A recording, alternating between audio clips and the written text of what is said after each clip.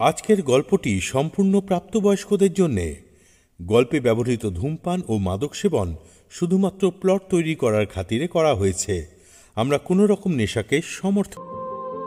ব্রজুর জীবনে কোনো কিছুর অভাব ছিল না ঠিকই, তবে ভালোবাসার অভাব বেশ তীব্রভাবেই পরিলক্ষিত হতো। নিজের মনের মতো করে কাউকে খুঁজে নেওয়ার জন্য অজান্তেই অন্তর্মনটি ছটফট করত। কিন্তু পিতার বৈষয়িক প্রাচুর্য তথা সমাজের খ্যাতি, এই সব কিছুই তার এমন উদার মনস্ক চিন্তার ক্ষেত্রে বাধা সৃষ্টি করেছিল। ব্রজ স্কুলে প্রবেশ করার পর থেকে সকলের উন্মাদনার শিকার হয়েছিলেন। পরস্পরাগত দিক দিয়ে জমিদার পরিবারের মেয়েরা কখনোই তেমন সাধারণ মানুষের সাথে ওঠা বসা করতে রাজি হতো না। সেখানে ব্রজ কিশোরীর মতন এমন সুন্দরী সর্বসমক্ষে ঘোমটা ছাড়া ঘুরে বেড়ানোর প্রসঙ্গটি সাধারণ মানুষের কাছে জিজ্ঞাসার চিহ্ন হয়ে দাঁড়িয়েছিল। স্কুলে প্রবেশের পরেই ব্রজ নিজের ক্ষমতার কথা বেশ ভালোভাবেই প্রকাশ করতে পেরেছিলেন। ঊর্ধ্বতন সমাজ ব্যবস্থার সাথে যুক্ত থাকার পরেও সে যুগে নারীর দ্বারাও যে সর্বশিক্ষা অভিযানে অংশগ্রহণ করা সম্ভব ছিল, তা ব্রজ নিজের দাপটের মধ্যে দিয়ে বেশ ভালোভাবে তাদেরকে নারী শক্তি ও তাদের স্বাধীনতার বিষয়ে অসাধারণ কিছু কথা বলতে শুনেছিলেন তিনি। তারপর থেকে চলাকালীন ব্রজকে চুপচাপ লক্ষ্য করতেন। তিনি কি করে না করে এই বিষয়গুলির উপভোগ করতেন। ক্লাসে কোন বিষয়ে আলোচনা চললে ব্রজ সবার আগে হাত তোলে, সেই প্রশ্নের সঠিক ও বিস্তারিত উত্তরের প্রদানের জন্যই সচেষ্ট হয়ে থাকতেন আর্থার।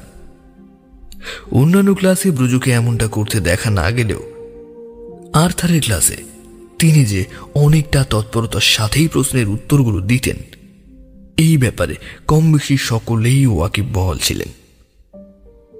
ক্লাসের বাইরেও ব্রজ ও আর্থারের চোখাচোখি হতো ঠিকই, কিন্তু দুজনের কেউ সেভাবে নিজের মনের কথাগুলি একে অপরকে বলার সাহস করত না। ব্রজকে প্রথমবার দেখার পরে ভালো লেগে গেছিল আর্থারের, কিন্তু মনের কথাটা বলা শোভা পায় না ভেবেই তিনি চুপ করে থাকতেন। চোখে চোখে কথা হলেও মুখ খোলা সৌভাগ্য ছিল না। ক্লাস চলাকালীন দরকারি কিছু প্রশ্ন করা ছাড়া আর কোনোভাবেই ব্রজর সাথে যোগাযোগের সুযোগ ঘটত না আর্থারের। স্কুলে আসার পরেই আর্থার ব্রজর বিষয়ে অনেক গোপন তথ্য সংগ্রহ করে ফেলেছিলেন। জমিদার বাড়ির ঐতিহ্য এবং পরম্পরা সম্পর্কে ওয়াকিবহল করে তুলেছিলেন নিজেকে। তাই একজন প্রকৃষ্ট ইংরাজি শিক্ষকের বেশ ধরে থাকতেই পছন্দ করতেন আর্থার। ছাত্রী হলেও তিনি ব্রজকে ম্যাডাম বলেই সম্বোধন করতেন। তখনকার দিনে উচ্চ বংশীয়দের এই অবিধায়ী সম্বোধন করা হতো। চিরাচরিত নিয়মকে ভাঙার অধিকার আর্থারেরও ছিল না। এছাড়া জমিদার পরিবারের ঐতিহ্যের গায়ে যাতে কোনো রকমে আঁচড় না লাগে, সেই বিষয়টির প্রতিও নজর রাখা ব্রজ কিশোরীর অন্যতম প্রধান গুরুদায়িত্ব ছিল। বাঙালি হয়েও একজন ইংরেজকে ভালোবাসার অধিকার দেখানো সেই সময়কার সমাজ ব্যবস্থার ক্ষেত্রে এতটা সহজতর ছিল না। দুজনের অন্তরেই আগুন জ্বলছিল। উভয় তরফেই একে অপরকে পাওয়ার এক অদম্য ইচ্ছা সঞ্চারিত হচ্ছিল। তবে বাধা হয়ে দাঁড়িয়েছিল তখনকার শৃঙ্খলে আবদ্ধ সমাজ ব্যবস্থা।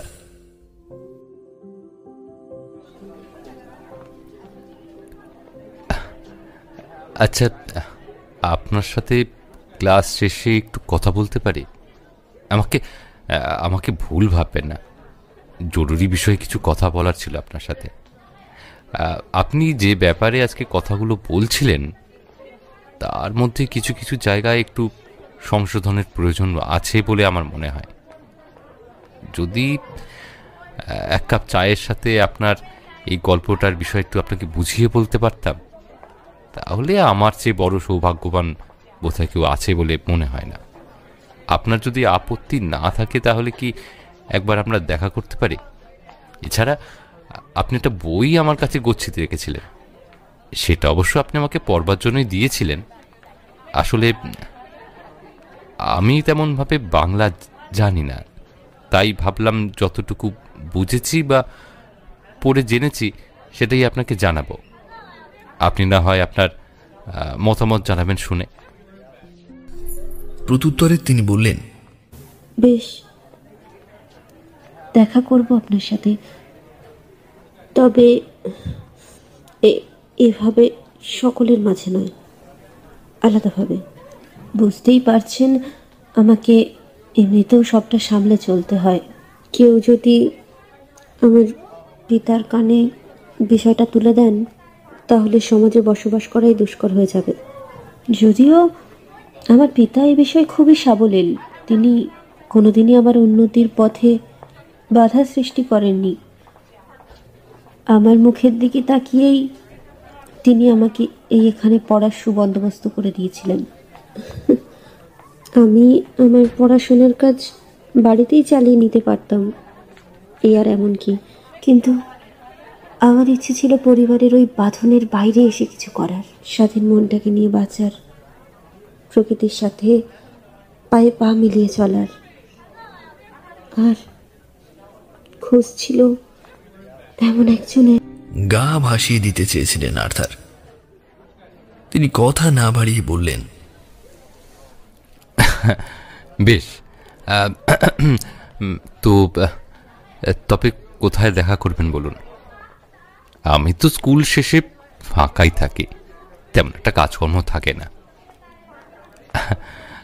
আপনার সাথে কথা বলা শুরু হলেই জানি বারংবার বলার স্বাদ জাগবে, কিন্তু আপনি কি আর সেই সুযোগ দেবেন আমাকে? আপনার তো হাজারো বিধিনিষেধ। পেশায় শিক্ষক হয়েও চরিত্র গঠনের ক্ষেত্রে পুঁথি পড়া জ্ঞানকে কোনোভাবেই তেমন গুরুত্ব দিতেন না আর্থার। স্বাধীন চিন্তাধারার এই মানুষটিকে সৌন্দর্য ছাড়া আর কোনো কিছুই সেভাবে আকৃষ্ট করতে পারত না। ব্রজ ছিলেন সম্পূর্ণ আলাদা ধাঁচের একটা মানুষ। ভালোবাসা ছিল তার কাছে মেঘ আর বৃষ্টির মতো। মেঘ অনুমতি না দিলে যেমন বৃষ্টি ঝরঝর করে ঝরে পড়তে পারে না, ঠিক তেমনি মন বা হৃদয় সাড়া না দিলেও কাউকে ভালোবাসা যায় না বলেই তিনি মনে করতেন। এই মন আর হৃদয়ের লড়াইয়ে সেবার হৃদয়ে জিতে গেছিল। মনের কথা শুনতে অভ্যস্ত ব্রজের জীবনে প্রেম তার নিজের ছন্দে প্রবেশ করেছিল। সবার অলক্ষ্যে ভালো লাগতে শুরু করেছিল আর্থারকে। ভালোবাসা আর বিয়ে, তারপর নিজেদের একটা ছোট্ট সংসার, এই সবটাই ছিল ব্রজুর জীবনের কল্পনার অঙ্গ। নিজেকে এই সব কিছু থেকে দূরে সরিয়ে রাখার শান্তি উপভোগ করলেও সত্যিকারের ভালোবাসার তৃষ্ণাটা কোথাও যেন থেকেই গেছিল। স্কুলে দেখা সাক্ষাতের পরে বাইরেও দেখা করা শুরু হলো। তাদের এই গোপন প্রেমের রহস্য উদ্ঘাটনের বিষয়টি মানুষের কাছে তেমন গুরুত্বপূর্ণ ছিল না, কারণ জমিদার বংশের স্ত্রীর মনের ভেতরে কি চলছে তা জানার অধিকার কেবলমাত্র সমগোত্রীয়দেরই আছে। স্বাধীনতায় বিশ্বাসী ব্রজের মন তখন বিয়ের জন্য অস্থির হয়ে উঠেছে। জমিদার বাড়ির বাইরে বেরোনোর ইচ্ছাটা বরাবর মনের মধ্যে উঁকি দিলেও জীবন সঙ্গীর হাত ধরে চলার আনন্দটাই মনে প্রাণে উপভোগ করতে চেয়েছিলেন ব্রজ কিশোরী। টুকটাক দেখা সাক্ষাৎ চলছিল, কিন্তু আর্থারের সাথে বাইরে জনসমক্ষে দেখা করার ইচ্ছাটা কোনোদিনই প্রকাশ করতে পারছিল না ব্রজ। সকলকেই তিনি বাইরে বসে খেতে বা গল্প করতে দেখতেন, কিংবা হাত ধরে ঘুরতেও দেখতেন। তাই নিজের জীবনেও এই মুহূর্তগুলিকে জীবিত করতে চেয়েছিলেন তিনি। ব্রজ একদিন আর্থারকে অনুরোধ করল, আচ্ছা, আপনি কোথায় যেন একটা দেখা করবেন বলেছিলেন? আমি এতদিন বাদ সেধেছিলাম, আসলে পরিস্থিতি ছিল না। তবে এখন আর আপত্তি নেই।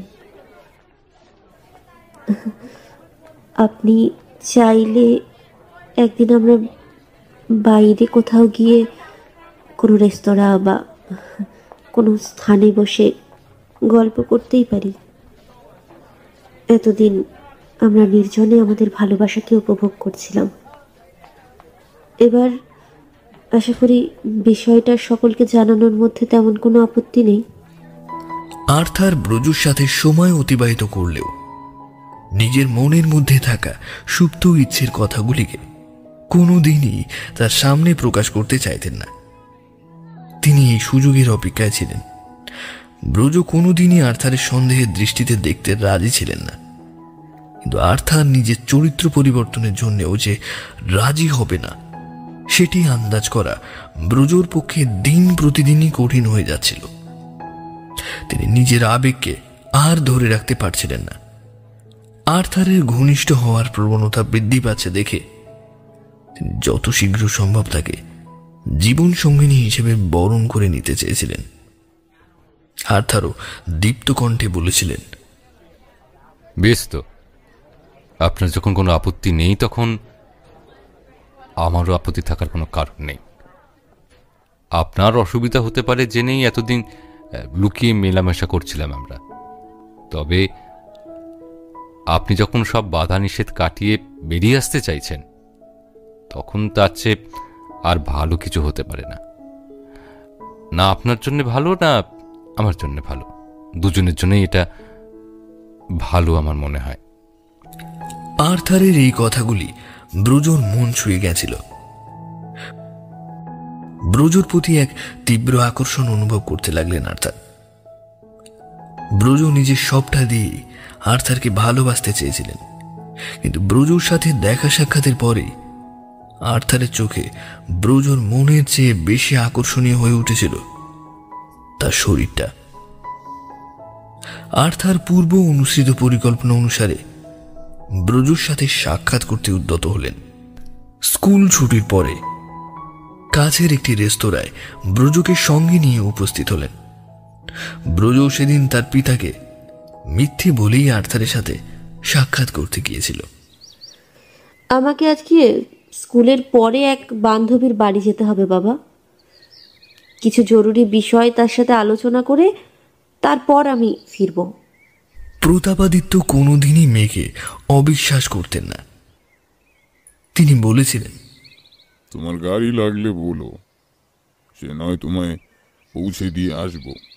এছাড়া তুমি চাইলে আমিও তোমায় দিয়ে আসতে পারি।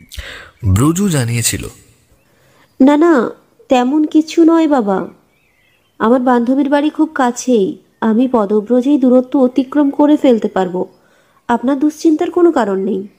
কথা হয়েছিল এইটুকু, কিন্তু জীবনের প্রথমবার ব্রজ কিশোরী তার পিতাকে মিথ্যে আশ্বাস দিয়েছিলেন। আর্থারের জন্য তার মনে আগুন জ্বলেছিল। একবারের জন্য তার স্পর্শ পেতে মনটা উদ্গ্রীব হয়ে উঠেছিল। তারা একটি রেস্তোরাঁয় গিয়ে উপস্থিত হলেন। ওখানকার পরিবেশটা ছিল বেশ জমজমাট। জমিদার প্রতাপাদিত্যকে সকলে কম বেশি চিনতেন ঠিকই, কিন্তু কোনোদিনই ব্রজকে সম্মুখে দেখবার সুযোগ হয়নি কারুর। তাই নিশ্চিন্তেই ব্রজ বেশ অনেকটা স্থান দখল করে বসেছিলেন। রেস্তোরাঁয় প্রবেশের পরে কোণার দিকের একটি টেবিলে গিয়ে তারা উভয়ে বসল। এরপর ব্রজ মুখের দিকে তাকিয়ে আর্থার তাকে কিছু খাওয়ার জন্য অনুরোধ করল। এখানে এসো। চুপ করে বসে থাকবে নাকি কিছু মুখেও দেবে? জানি তোমাদের পরিবারের মতো অত ভালো ভালো জিনিস এখানে উপস্থিত নেই, কিংবা আমার তেমন সামর্থ্যও নয়। তবুও নিজের সবটা যতটুকু আমার আছে তোমাকে দিতে চাই। আশা করি তুমি খুশি হবে। আর্থারের মুখে এমন কথা শুনিয়ে ধরতে মন চাইল তার কাছে সেই নিশ্চিদ্র মুহূর্ত নিজেকে সঁপে দিতে ইচ্ছা করছিল ব্রজর, কিন্তু কোনোভাবে নিজেকে সংযত করলেন তিনি। তারপর বললেন, আপনার কাছে যেতে ইচ্ছে করে আমারও, তবে এভাবে নয়। সর্বসমক্ষে যেদিন আপনি আমাকে নিজের করে নেবেন, সেদিন আমি আপনার হয়ে যাব, পুরোপুরি আপনার। কোথাও কোনো খাদ রাখবো না, কথা দিলাম। ব্রজর মুখে এই কথা শুনে শুনে আর্থারও বেশ বিরক্তি হয়ে উঠেছিল। প্রেম ভালোবাসার উপরেও ব্রজকে মনে মনে ভোগ করবার ইচ্ছাটা তাকে দিন প্রতিদিন পেয়ে বসতে শুরু করেছিল। কিন্তু ব্রজর দিকে তাকিয়ে তিনি নিজের ক্ষোভ সংবরণ করে যাওয়ার চেষ্টা চালিয়ে যাচ্ছিলেন। হাসি মুখে সবটা স্বীকার করে নিতে চাইছিলেন। সেদিনও তিনি কিছুটা তেমনই আচরণ করলেন। হ্যাঁ, ঠিকই বলেছ, আমি অস্বীকার করছি না, কিন্তু এই আপনি বলাটা কবে ছাড়বে তুমি? ব্রজ আবার হাসলেন, তারপর বললেন, চলুন আপনাকে আমার পিতার সাথে দেখা করিয়ে নিয়ে আসি। আমাদের পরিবারের মহিলাদের জীবনসঙ্গী নির্বাচনের অধিকার আছে। আমার পিতা জমিদার হলেও আমার ইচ্ছের দাম দেবেনি, আর এ বিষয়ে আমি নিশ্চিত। ব্রজকে ভালোবাসার আরেকটি কারণ ছিল তার প্রাচুর্য। মুখের কথায় রাজি হয়ে গেলেও আর্থারের মন থেকে কোনো দিনই তাকে নিজের স্ত্রীর পদমর্যাদা দিতে রাজি ছিলেন না। তার শরীরটাকে ছোঁয়ার থেকে অধিক প্রয়োজন ছিল তার মনটাকে ছোঁয়ার। কিন্তু সে ধারণা ভাব প্রসঙ্গ আর্থারের কাছে অপ্রয়োজনীয় ছিল, তাই এই সম্পর্ককে মানুষের আড়ালে রাখতেই চেয়েছিলেন আর্থার। হাজারবার কাছে যাওয়ার চেষ্টা করলেও ব্রজর কাছে সেটি অমূলক হয়েই দাঁড়াত। না, আগে বিয়ে, তারপর সবকিছু। আমি তো আপনার বাড়িতেও সম্পর্কের তাগিদের ক্ষেত্রে, ব্রজর ভালোবাসার ক্ষেত্রে দুই পরিসরেই নিজেকে ধন্য বলে মনে করেছিলেন জমিদার প্রতাপাদিত্য। প্রতাপাদিত্যের বাড়িতে পা রাখবার পরে আর্থারের চোখে বেশ কিছু বর্ধিষ্ণু আয়োজন নজরে পড়েছিল। তিনি যে কোনোভাবেই এই পরিবারের কাছে একজন বহিরাগত ছিলেন না, এটি সেখানকার আয়োজনই প্রমাণ করে দিচ্ছিল। জমিদার বাড়িতে পা পড়ার পরেই আর্থারের সদরে অভিবাদন জানিয়ে স্বয়ং প্রতাপাদিত্য বাড়ির অন্দরমহলে নিয়ে গেলেন তাকে। জমিদার প্রতাপাদিত্য একজন উচ্চ বংশভূত ব্যক্তিত্ব হয় তার পরিবারের প্রতিটি আনাচে কানাচে তার ক্ষমতা এবং প্রাচুর্যের প্রভাব প্রকৃষ্ট রূপে প্রকাশ পাচ্ছিল। আর্থারের সাথে বেশ অনেকক্ষণ কথাবার্তা সারলেন জমিদার প্রতাপাদিত্য। অধিক কথার মধ্যে না গিয়ে সরাসরি নিজের কন্যা ব্রজকিশোরীর সম্পর্কে খোলাখুলি কিছু কথা জিজ্ঞাসা করলেন আর্থার সাহেবকে। তুমি কি আমার কন্যাকে বিবাহ করিতে ইচ্ছুক? সে আমাকে তার মনের কথা বহু পূর্বেই ব্যক্ত করিয়াছে।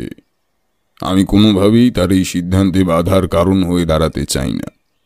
একজন পিতা হিসাবে আমি ব্রজকে এই পৃথিবীর সব সুখভোগের স্বাধীনতা দিয়েছি। নিজের জীবনসঙ্গী নির্বাচনের বিষয়টিও তার উপরে ছাড়িয়া দিয়েছি। সেই অকৃতকল্পে এই অনুভূতির কথা আমাকে অনুরক্ত করিয়াছিলেন। আমার কাছে তার এই অনুভূতিগুলিকে অস্বীকার করিবার বা পদদলিত করিবার কোনো সামর্থ্য নাই। তার বাসনার সম্মান হেতু আমিও এই সিদ্ধান্তই নিয়েছি যে তার তোমার সহিতই বিবাহ হোক। এখন তোমার মতামত জানিবার প্রত্যাশায় রহিয়াছি। কও, কি কহিতে চাও? তোমার সাথে উহার সম্পর্ক স্থাপিত হইলে ইংরেজ কর্তৃপক্ষের সহিত আমাদিগের সুসম্পর্ক স্থাপিত হবে, এই বলে আমি বিশ্বাস করি। আমার কোনো সংশয় নেই। তোমার ইচ্ছাধীন বাকিটা। পিতার কথায় সায় দিয়েছিলেন ব্রজকিশোরী নিজেই। পিতা কিছুটা পুরাতনপন্থী হলেও স্বাধীন চেতা মন মানসিকতার মানুষ ছিলেন তিনি। তার কাছে নিজের কন্যার সুখের চেয়ে বড় আর কোনো কিছুই ছিল না। জীবনের প্রকৃত রসদ তিনি এখান থেকেই খুঁজে পেয়েছিলেন।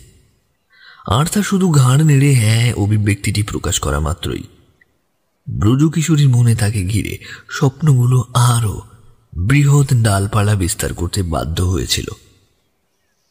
জমিদার প্রতাপাদিত্যের মুখেও সাম্যের হাসি ফুটে উঠেছিল। পিতাকে উদ্দেশ্য করে ব্রজকিশোরী কিছু কথা বললেন। আমাকে সবটাই শিখিয়েছেন এই প্রবাসী মানুষটি। ইংরেজ রাজত্বের ভীতিকে মন থেকে মুছে ফেলতেও সাহায্য করেছেন ইনি। আমি এনাকেই স্বামীরূপে পেতে চাই। মানুষের কাছে এক নতুন উদাহরণ রাখতে চাই। শিক্ষা গ্রহণের পাশাপাশি যে মেয়েদের স্বাধীনতার অধিকার আছে সেটা গোটা হিন্দু সমাজকে দেখাতে চাই। তার জন্য প্রয়োজন আপনার আশীর্বাদের। নিজের মেয়ের মুখনিসৃত কথাগুলি জমিদার মশাইয়ের কাছে সেদিন জীবনদায়ী ঔষধের কাজ করেছিল। তিনি যে ব্রজকিশোরীকে সঠিক শিক্ষায় শিক্ষিত করে তুলতে পেরেছিলেন সেটি কল্পনা আসা মাত্রই তাকে বুকে জড়িয়ে ধরলেন। যে ছিল আমার স্বপ্ন চারিনি, তারে বুঝিতে পারিনি, তারে বুঝিতে পারিনি। যে ছিল আমার স্বপ্ন চারিনি, তারে বুঝিতে পারিনি, তারে বুঝিতে পারিনি। দিন চলে গেছে খুঁজিতে খুঁজিতে, যে ছিল আমার স্বপ্ন চারিনি, তারে বুঝিতে পারিনি, তারে বুঝিতে পারিনি। স্কুলে রোজকার পড়াশোনার পাশাপাশি বিয়ের দিনও ক্রমে ঘনিয়ে আসতে শুরু করেছিল। আর্থারের মনে ব্রজকে ভোগের নেশাটাও দিন বেদিন বেড়েই চলেছিল। কখনো বা ইশারায়, কখনো বা তার কাছে গিয়ে এমন নানান পন্থা অবলম্বনের পর যখন বারে বারে প্রতিরোধক শক্তি কাজ করছিল, তখনই আর্থারের ভদ্র চেহারার পেছনে লুকিয়ে থাকা শয়তানটি ক্রমশ আত্মপ্রকাশ করল। স্কুল ছুটির পরেই আর্থার ব্রজকে এগিয়ে দিয়ে আসতেন। ব্রজর বাড়ি থেকেই গাড়ি পাঠিয়ে দেওয়া হতো। প্রতিদিন সামনের রাস্তা ধরে নিয়ে গিয়ে তাকে পৌঁছে দিতেন আর্থার। ব্রজর কাছে তার সঙ্গটি ছিল পবিত্র এবং আন্তরিক। দিনটা ছিল একটি কালো ছায়ার মতো। ওই দিন আর্থারের ধৈর্যের বাঁধ ভেঙে গেছিল। সামনের রাস্তা দিয়ে না গিয়ে পেছনের রাস্তা দিয়ে তাকে পৌঁছে দেওয়ার আর্জি জানালো আর্থার। আমরা এদিক দিয়ে যাচ্ছি কেন? আপনি তো প্রতিদিনই আমাকে সামনের রাস্তা দিয়ে বাড়ি পৌঁছে দেন, তাহলে আজকে কেন? ব্রজকে নিজের মুঠোয় আনতে চেয়েছিলেন আর্থার। অমন জলজলে চেহারা দেখে তিনি কিছুতেই নিজেকে সামনে রাখতে পারেননি। ব্রজকে বলেছিলেন, সামনেই একটা সুন্দর জায়গা আছে ব্রজ, চলো না ওখানে গিয়ে দুজনে একটু জিরিয়ে নি। রোজই তো স্কুল আর তারপরেই বাড়ি, তোমাকে একা পাওয়ার তো কোনো সুযোগই হয় না। আমারও তো ইচ্ছে করে কিছুটা মুহূর্ত দুজনে একা কাটাই, মনের সুখ দুঃখের কথা বলি একে অপরকে। আর সামনেই তো আমাদের বিয়ে। তোমার পরিবারের থেকে তো ব্যাপারটা মেনেই নিয়েছে। যদিও আমার পরিবারের সকলেই ইংল্যান্ডে রয়েছেন, তবুও নিয়মিত চিঠির মাধ্যমে এই বিষয়গুলি সম্পর্কে অবহিত করতেই থাকছি তাদের। আমাদের বিয়ের দিন পাকা হয়ে গেলেই আমি তাদেরকে চিঠি পাঠিয়ে কলকাতায় আসার সমস্ত বন্দোবস্ত সেরে ফেলব। তুমি সে বিষয়ে কোনো চিন্তা ভাবনা করো না। তাছাড়া এতদিন ধরে তোমার সাথে মেলামেশা করছি, তোমার সাথে এমনিতেই একটা ভাব ভালোবাসার সম্পর্ক গড়ে উঠেছে। আমি কোনো মূল্যেই তোমাকে হারাতে পারবো না, তোমাকে আমি হারাতে পারবো না ব্রজ। কিন্তু তোমার কাছে আমার চাহিদার কোনো মূল্যই নেই। আমার তো ইচ্ছে করে তোমাকে একটু স্পর্শ করি, যাকে কিছুদিনের মধ্যেই নিজের করে পাবো আমি, যাকে আমি জীবন সঙ্গী হিসেবে সারা জীবন। তার কাছে এমন বিরূপ মনোভাব, এমন বিরূপ ব্যবহার পেলে মনটা এমনিতে কিরকম ভীষণ খারাপ হয়ে যায়। আশা করি তুমি আমার মনের অবস্থা বুঝতে পারছো ব্রজ। আর্থারের ওই মায়াবী চোখ দুটি সর্বদাই ব্রজকে আকর্ষণ করত। হবু স্বামীর মনে আঘাত দিয়ে তিনি সেদিন সাহসিকতার পরিচয় দিতে পারলেন না।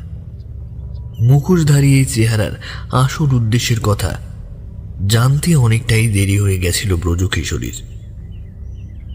সময় হারিয়ে গেছিল অন্য কোনো অন্ধকারে। বিশ্বাসের জায়গায় জন্ম নিয়েছিল একরাশ ঘৃণা আর বিদ্বেষ।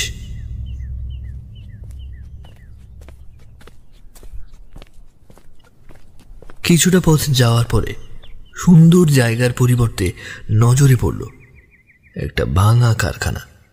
পরিবেশের সাথে কিছুতেই মানানসই ছিল না আর্থারের চেহারাটি। এতদিন যে চোখে ভালোবাসা আর স্নিগ্ধতা ধরা পড়ত, সেদিন বেষ্টন করেছিল খিদে আর উন্মত্ততা, কোনো কিছুকে ভোগ করার বাসনা। ধীরে ধীরে সেই বেষ্টনটি পার করতে শুরু করলেন আর্থার। এ কি করছেন আপনি? আমাকে আমাকে এই নির্জন স্থানে নিয়ে এসেছেন কেন? আপনি আপনি আপনি এভাবে আমার অসহায়তার সুযোগ নিতে চাইছেন? আমি আপনাকে ভালোবাসতাম আর্থার, বিশ্বাস করেছিলাম আপনাকে। আর আপনি, আমার সবকিছুই তো আপনার, তারপরেও আপনি আমার উপর বিশ্বাস রাখতে পারলেন না। সবার অলক্ষ্যে লুকিয়ে আমাকে ভোগ করতে চাইছেন। ছাড়ুন, ছাড়ুন বলছি, ছাড়ুন। স্বামীর কাজ স্ত্রীর সম্মান রক্ষা করা, আর আপনি কি না? ছাড়ুন, ছাড়ুন বলছি, আমাকে ছাড়ুন, নইলে কিন্তু আমি চিৎকার করব। ছাড়ুন।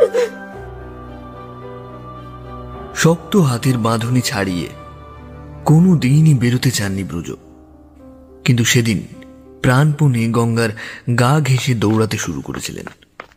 হবু স্বামীর পরিবর্তে তার সামনে দাঁড়িয়েছিলেন একজন জল্লাদ। সে শুধু তার অর্থের প্রতি পাগল ছিলেন, আর ছিলেন তার শরীরটার প্রতি। সেই মানুষটির কুৎসিত চেহারাটি বহুদিন বাদে ধরা দিয়েছিল ব্রজকিশোরীকে। তিনি নিজের প্রতি শত ঘৃণার বাণী বর্ষণ করছিলেন ঠিকই, তবে সেই পরিস্থিতিকে কাটিয়ে উঠবার সমস্ত কৌশল লগেজ হয়ে গিয়েছিল। আগের কথা মনে আসতে শুরু করেছিল ব্রজর। সেই সুন্দর মুহূর্তগুলি, হাতে হাত দিয়ে একে অপরকে করা প্রতিশ্রুতিগুলি। কিন্তু সেদিন সবকিছুকে মিথ্যে করে দিয়ে আর্থার তাকে ভোগের নিদারুণ আশায় দৌড়াতে শুরু করেছিলেন। মানুষের কাছে ভালোবাসার অনুরণনের চেয়ে ভোগের লালসায় যে সর্ববৃহৎ আকার ধারণ করতে পারে ব্রজকিশোরীর আসন্ন পরিণতি, সেই সত্যেরই প্রমাণ দিতে সচেষ্ট হয়েছিল। তিনি সব ভুলে, সব বাধা বিপত্তি পেরিয়ে সেদিন নিজের সম্মানটুকু হাতে নিয়ে দৌড়ে চলেছিলেন। নিজেকে শেষ করে ফেলবার ঠিক আগের মুহূর্তে মানুষের যেমন গোটা মুহূর্তটিকে একবার সানন্দে ফিরে দেখতে ইচ্ছা করে, ঠিক সেইভাবেই দৌড়াতে থাকলেন তিনি। ছেড়ে দিন, ছেড়ে দিন, ছেড়ে দিন আমাকে, ছেড়ে দিন। এভাবে আমাকে নিজের চোখে ছোট করে দেবেন না। ছাড়ুন। আমি আমার সবটা দিয়ে আপনাকে ভালোবেসেছিলাম। আমি তো আপনারই হতে চেয়েছিলাম। কায় মনোবাক্যে, ছাড়ুন,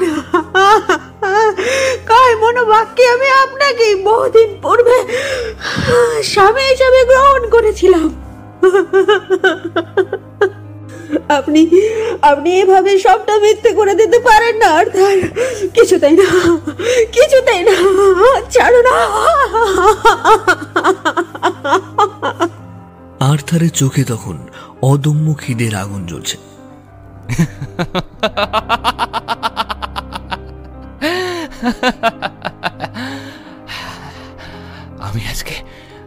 আমি আজকে আমার সবটুকু লুটিয়ে দেব। দরকার পড়লে আমার সবকিছু হারিয়ে আজ আমি তোমাকে পাবো। তবু আজকেই আমার তোমাকে চাই। এতদিন ধরে শুধুমাত্র আজকের দিনটার অপেক্ষা ছিলাম আমি। বিবাহের পরে যদি তোমাকে স্পর্শ করার অধিকার জন্মায়, তাহলে আজ নয় কেন? আজ আর আগামীর মধ্যে কি পার্থক্য রয়েছে? কোনো পার্থক্য নেই, কোনো পার্থক্য নেই। আমি আজকেই তোমাকে ভোগ করতে চাই, আজকেই। সেই সর্বসুখ আমি আজ ভোগ করতে চাই, যার জন্য এতদিন ধরে আমার গোটা শরীরটা অতৃপ্তর নেশায় জ্বলে পুড়ে শেষ হয়ে যাচ্ছে। বলছি আমার কাছে এসো, এসো বলছি ব্রজ, আমার কাছে। এমনি তো দেখছো না চারিদিকটা কেমন ফাঁকা, কেউ বাঁচাতে আসবে না, কেউ বাঁচাতে আসবে না তোমাকে। জায়গাটা দেখছো না, কেউ নেই। তুমি চেষ্টা করলেও এখানে কেউ কোথাও নেই, তুমি পালাতে পারবে না। আমার হতেই হবে আজ তোমাকে, আজ আমি তোমাকে আমার নিজের করে ছাড়বো, নিজের করে ছাড়বো। এসো আমার কাছে, এসো, এসো বলছি। সবটুকু শেষ করে ফেলেছিলেন আর্থার। ধূলিসাৎ করে দিয়েছিলেন নিজের পৌরুষত্বকে। তার চোখে মুখে শুধু ভোগের খিদে ছিল। তিনি এগিয়ে যেতে থাকলেন ব্রজর দিকে। না না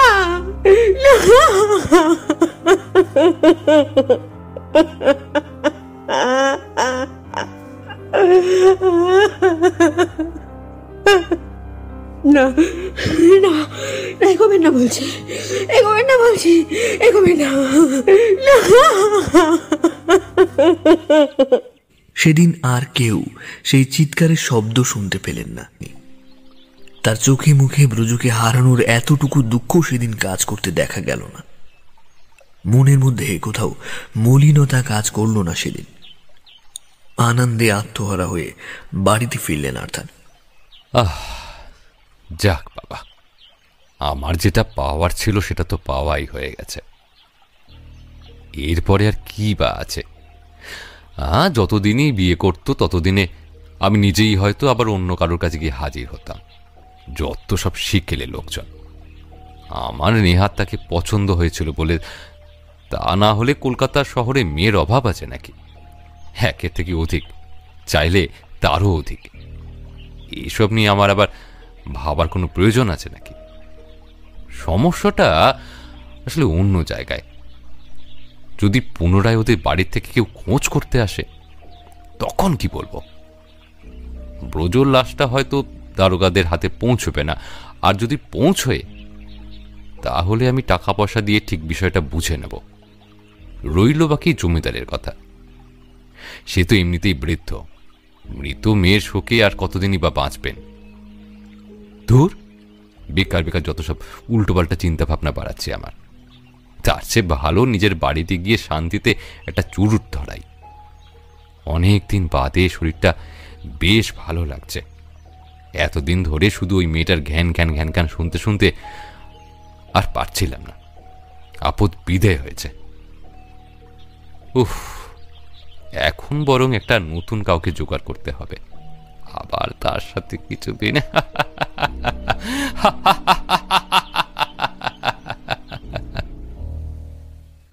বাড়িতে ফিরলেন আর্থার। নিজেকে সেদিন খুব শক্তিশালী মনে হচ্ছিল তার। নিজেকে শাবাশি দিতে দিতেই হঠাৎ চুরুটে ফুঁক মারলেন। ধোঁয়াটা কুণ্ডুলি পাকিয়ে দরজা দিয়ে বেরিয়ে যাওয়ার পর মুহূর্তেই হঠাৎ এক খুসখুসে কাশির শব্দ ভেসে এলো। আসতে পারি? কে? উমা, কে? জমিদার বাবু আপনি এই গরিবের কুটিরে হঠাৎ কি মনে করে? আসলে আমার কন্যার কোনো সংবাদ পাই নাই। স্কুলের প্রিন্সিপালকেও ফোন করিয়াছিলাম। উনি বলিলেন উনি নাকি ব্রজকে আপনার সাথে সাথেই বাইরে যাইতে দেখিয়েছিলেন। আমি আমার ড্রাইভারকেও জিজ্ঞাসা করিয়াছিলাম, তিনিও বললেন নাকি ব্রজ আজ সামনের রাস্তা দিয়ে ফিরে নাই। আমি কিছু বুঝতে পারিতেছি না। জমিদার বাবুর কথাগুলো শুনতেই আঁতকে উঠলেন আর্থার। আমার সাথে আজ তার দেখা হয়নি।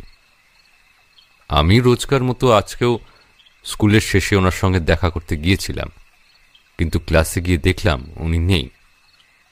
আমি সব জায়গায় খুঁজে দেখেছি, কোথাও ছিল না উনি। আমার সাথে প্রিন্সিপাল যাকে স্কুল থেকে বেরোতে দেখেছিলেন তিনি ব্রজ ছিলেন না, অন্য একটি মেয়ে ছিলেন। আজকে ব্রজ আমাকে স্কুলে ছুটির আগেই সাক্ষাৎ করে বলেছিলেন ওনার নাকি একটি জরুরি কাজ রয়েছে, সেটি সেরেই নাকি উনি বাড়ি ফিরবেন। আমি তো আর কিছু বলতে পারবো না জমিদার বাবু, বাকিটা আমার জানার।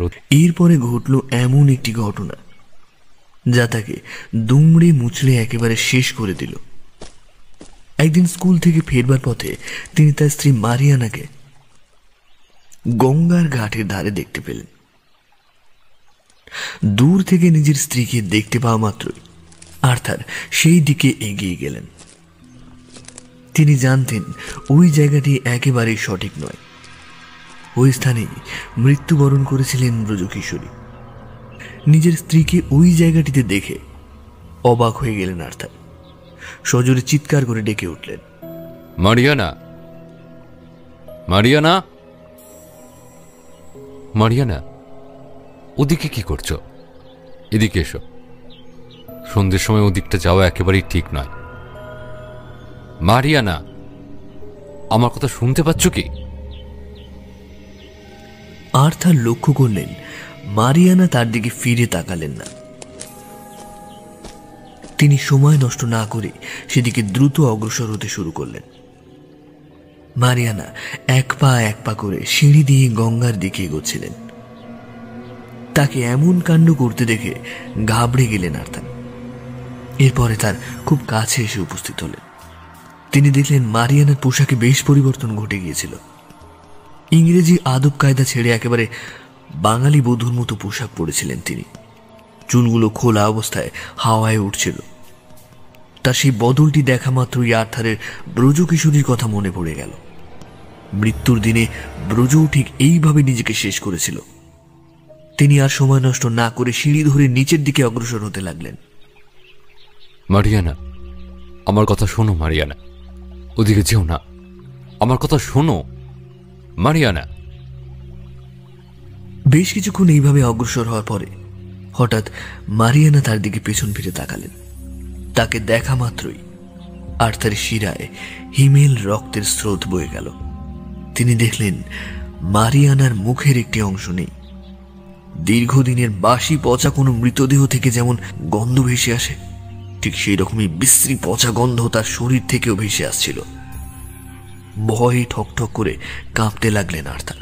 হাত জোর করে ক্ষমা ভিক্ষা চাইতে লাগলেন। আমি নিজের ভুল স্বীকার করছি ব্রজকিশোরী। তুমি এভাবে আমার স্ত্রীকে আমার স্ত্রীকে শেষ করো না। আমি নিজের সমস্ত ভুল স্বীকার করছি। ওকে ওকে ওকে দয়া করে ছেড়ে দাও। দয়া করো আমাকে। আমি কথা দিচ্ছি আমি পুলিশের কাছে গিয়ে সমস্ত খুলে বলবো। দয়া করো ব্রজকিশোরী, দয়া করো আমাকে, দয়া করো। উপাস থেকে অট্টহাসির শব্দ ভেসে এলো। আর্থার স্পষ্ট শুনতে পেলেন তার স্ত্রীর শরীরের ভেতর থেকে ব্রজকিশোরীর কণ্ঠস্বর ভেসে আসছিল। ব্রজ বললেন, কোনোদিনও না। এতদিন পচে গলে এখানে থাকতে বাধ্য হয়েছিলাম আমি। তুই সেদিন খোশ মেজাজে নিজের স্বাধীনতা উপভোগ করেছিলিস। আমাকে মেরে আরো একটা মেয়েকে বিয়ে করেছিলিস। ভেবেছিলিস তাকে ঠকিয়ে আবারও অন্য কারোর কাছে যাবি। এভাবে প্রত্যেককে নিজের শয্যা সঙ্গী বানাবি আর তাদের জীবনের সাথে কুরুচিকর খেলা খেলবি। তোর কাছে এটাই জীবন। অন্যের মৃত্যুর চাদরে তুই তোর ভালোবাসার ছবি আঁকিস। না, কিছুতেই না। মৃত্যুর আগে আমি দুর্বল ছিলাম, কিন্তু এখন আর নেই। আমি এবার সেই সব কিছু করতে পারবো যা তুই কোনো দিনও কল্পনাও করতে পারিসনি। তুই যেভাবে আমার কাছ থেকে সবকিছু কেড়ে নিয়েছিলিস, সেই রকম ভাবে আমিও তোর কাছ থেকে একে একে সবকিছু কেড়ে নেব। তুই টেরও পাবি না। এই দেখ, আমি তো স্ত্রীকেও নিজের সাথেই নিয়ে যাচ্ছি। সেদিন আমিও এভাবেই শেষ হয়েছিলাম, আর তুই দাঁড়িয়ে দাঁড়িয়ে মজা নিয়েছিলিস, অথচ আজ কাঁদছিস। এই মেয়েটা তো জানেও না তোর আসল চরিত্রের কথা। একদিন তো ওকেও এভাবেই মরতে হতো, তাই আজই মরুক, অসুবিধা কোথায়? আবার অট্টহাসির শব্দে ফেটে পড়ল চতুর্দিক। আর তার লক্ষ্য করলেন মারিয়ানা নদীর গভীরে এগিয়ে যেতে লাগলেন। কেউ যেন তার শরীরটাকে ওই একইভাবে নদীর ভেতরে নিয়ে যাচ্ছিল। আতঙ্কে চিৎকার করতে লাগলেন মারিয়ানা, কিন্তু আর্থারের সেদিন আর কিছুই করবার ছিল না। কিন্তু সেই দৃশ্যটি আর্থারকে পাগল করে দিল। তিনি সব হারালেন। ব্রজকিশোরী যে এবার সবটা শেষ করে দেবেন সেটির আভাস পেয়েছিলেন তিনি। পাগলের মতো ছুটতে শুরু করলেন। তিনি ভাবলেন ব্রজকিশোরীর সাথে জড়িয়ে থাকা সবকিছুকে শেষ করে দিতে পারলেই হয়তো সমস্ত প্রতিকূলতার থেকে মুক্তি পাওয়া যাবে। তাই তিনি স্কুলের লাইব্রেরির দিকে অগ্রসর হতে লাগলেন। লরেটো লাইব্রেরিতে বেশ কিছু পাঠ্য বইয়ের পাঁজা হাতে নিয়ে টেবিলের উপরে এসে রাখলেন। হঠাৎ নজরে পড়ল সেই বইটি, যেটি ব্রজ সবসময় তার কাছে রাখতেন। মৃত্যুর দিনেও বই দুটি আঁকড়ে ধরে রেখেছিলেন ব্রজ। আর্থারের হাতে আসা মাত্রই বইগুলোকে মাটিতে ফেলে তিনি জ্বালিয়ে দিলেন। ভাবলেন এই বইগুলি ব্রজর শেষ স্মৃতি, সেগুলো শেষ করে দিলেই হয়তো তার কাছ থেকে চিরকালের জন্য মুক্তি পেয়ে যাবেন তিনি। বইগুলোকে আগুনে দেওয়ার সময় একটুও কষ্ট অনুভূত হল না আর্থারের। নিজের প্রতি আত্মবিশ্বাসটা অজান্তেই বৃদ্ধি পেয়ে গিয়েছে। সঠিক কাজ করেছে ভেবেছে আমাকে ভয় দেখাবে। এগুলো কিচ্ছু নয়, এগুলো কিচ্ছু নয়, সব সব আবার আগের মতো আছে। এসব আমার মনের ভুল। এবার আর কেউ নেই, কিচ্ছু নেই, কোথাও কিচ্ছু নেই। সবকিছু স্বাভাবিক হয়ে গেছে। সবাইকে কেড়ে নিক, তবু আমি বদলাবো না। আমার কিচ্ছু যায় আসে না তাতে। ও ভেবেছেটা কি এভাবে আমাকে শাস্তি দেবে? কোনোদিনও নয়। সামান্য একটা মেয়ে, সে নাকি এত কিছু করবে? মৃত্যুর পর ফিরে এসে ও নাকি আমার সব সুখ কেড়ে নেবে। একবার যখন মারতে আমার হাত কাঁপেনি, তখন আর একবার মারতেও আমার হাত কাঁপবে না আমার হাত। নিজেকে কথাগুলি বলে নানাভাবে আশ্বস্ত করতে লাগলেন আর্থার। পরদিন সকালে স্কুলে আসতেই চমকে উঠলেন আর্থার। স্কুলের লাইব্রেরিতে ঢুকতেই দেখতে পেলেন পোড়ানো বইগুলি আর কোনো অস্তিত্ব নেই। সেগুলি সুন্দরভাবে বইয়ের থাকেই সুসজ্জিত ছিল। বইগুলিতে হাত দিয়েই মনে হলো কেউ যেন তার কানের কাছে এসে তার নাম ধরে ডেকে গেলেন। নিজের নামটা শুনতেই ভয়ে কুঁকড়ে গেলেন আর্থার। অদৃশ্য হয়ে যাওয়া জিনিসগুলো আবার নতুন করে জীবিত হয়ে যাচ্ছিল। বইগুলো হাতে নিতেই ব্রজর মুখটা বইয়ের পাতায় ভেসে উঠল। অন্তিম পাতাটি উল্টাতেই একটি লেখা নজরে পড়ল আর্থারের। আমি ফিরে এসেছি আর্থার, তোমাকে আমার হাতেই মরতে হবে। তুমি যা দেখেছ এসবই সত্য। এবার তোমার শেষ হবার পালা। তুমি যেভাবে সেদিন তিলে তিলে আমাকে শেষ করেছিলে, ঠিক সেভাবেই তোমাকেও শেষ হতে হবে। বইয়ের পাতাগুলি আপনা আপনি উল্টে যেতে শুরু করেছিল। কিভাবে ঘটনাগুলি ঘটে চলেছিল সেই বিষয়ে আর্থারের কোনো ধারণাই ছিল না। একেবারে শেষ পাতা এসে আটকে গেলেন আর্থার। বইটির অন্তিম পংক্তিটিতে লেখা ছিল, মৃত্যুর জন্য প্রস্তুত হও আর্থার, এতে তোমার আদরের ব্রজ। লেখাটি দেখবার পরে বইটি হাত থেকে ফেলে দিলেন আর্থার। বাদবাকি বইগুলি তাক থেকে নামিয়ে দেখতে শুরু করলেন আর কোথাও এমন কথা লেখা আছে কিনা, কিন্তু কোনো জায়গাতেই লেখা চোখে পড়ল না। নিজের চোখে দেখে বিষয়গুলিকে বিশ্বাস করতে পারছিল না আর্থার। পাগলের মতো বইয়ের বাকি পাতাগুলো ওলট পালট করে খুঁজতে শুরু করলেন। আর্থারকে বেশ কয়েকদিন ধরেই দুশ্চিন্তায় দেখছিলেন প্রিন্সিপাল আর্ল্যান্ড সাহেব। আর্থারকে গোটা চত্বরে খুঁজে না পেয়ে তিনি তার নাম ধরে ডাকতে শুরু করলেন। প্রিন্সিপাল সাহেবের সাথেও বিগত দিনের বেশ কিছু অদ্ভুত ঘটনা ঘটে যাওয়ায় তিনি সবটাই আর্থারকে জানাতে চেয়েছিলেন। এই কারণে আর্থারের সাথে দেখা হওয়াটা তার কাছে ছিল খুবই গুরুত্বপূর্ণ। তিনি কোনো জায়গায় হদিশ না পেয়ে লাইব্রেরির দিকে অগ্রসর হতে লাগলেন। লাইব্রেরিতে উপস্থিত হতেই সেখানকার অগোছালো অবস্থা দেখে চমকে উঠলেন আর্ল্যান্ড। সামনে আর্থারকে লক্ষ্য করতেই তিনি ঘাবড়ে গেলেন। সারি সারি বইয়ের মাঝে কিছু একটা খুঁজে দেখতে চাইছেন আর্থার। এই বিষয়টি দেখা মাত্রই প্রিন্সিপাল সাহেব তার দিকে এগিয়ে গেলেন। এই কি আর্থার, আপনাকে এতখানি অস্থির লাগছে কেন? আর এই বইয়ের পাহাড়ের মধ্যে বসে কি করছেন? আপনার হাতে এগুলো কি? আপনার তো এখন ক্লাসে থাকার কথা, কিন্তু আপনাকে এখানে এভাবে দেখতে হবে এটা তো ভাবিনি। আর্থারের কথা জড়িয়ে এলো। বারংবার নিজের বিশ্বাসের প্রতি জোর খাটানোর পরেও মুখ থেকে একটি কথাও নিঃসৃত হতে চাইছিল না। না, মানে আসলে আমি আমি আজকে ক্লাসে পড়ানোর জন্য একটা বই খুঁজছিলাম, এসেছিলাম বই খুঁজতে। সেটা চোখে না পড়ায় একটু খোঁজার চেষ্টা করছিলাম। আর এমনি তো আজকে বেশ অনেকটাই দেরি হয়ে গেছিল, তাই তাড়াহুড়ো করে বইটি খোঁজার চেষ্টা করছিলাম। প্রিন্সিপাল স্যার তার দিকে একটি পোড়া বই এগিয়ে দিয়ে বললেন, এটা খুঁজছিলেন না তো? আর্থার এগিয়ে গিয়ে বইটি হাতে নিতেই তার শরীর মন জুড়ে তীব্র আতঙ্কের সৃষ্টি হলো। প্রিন্সিপালের হাতের দিকে তাকাতেই মনে হলো একটি চুরি পরা হাত। বুকের দিকে তাকাতেই একটি কঙ্কালের চেহারা নজরে পড়ল। আর তারপরেই খিঁকে হাসিতে ভরে উঠল গোটা লাইব্রেরি। চোখ খোলার পরে নিজেকে আবিষ্কার করলেন একটি চেয়ারে। সামনে কিছু মুখ এসে ভিড় করেছে। স্যার, স্যার আপনি ঠিক আছেন তো স্যার? প্রিন্সিপালকে চোখের সামনে দেখতেই আঁতকে উঠলেন আর্থার। কাছে আসবেন না, কাছে আসবেন না ব্রজ, একদম একদম আমার কাছে আসার চেষ্টা করবেন না।